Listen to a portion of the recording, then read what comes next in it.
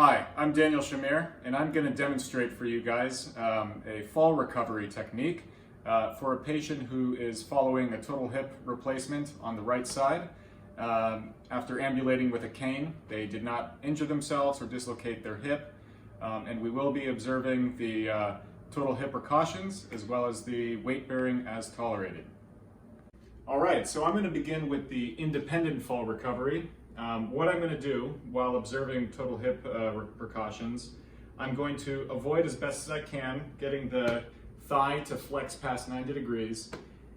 Also avoiding any adduction or abduction, internal or external rotation. That pretty much covers both the anterior and posterior approaches.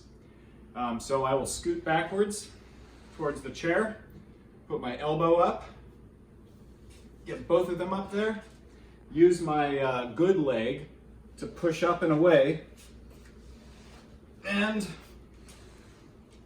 sit back.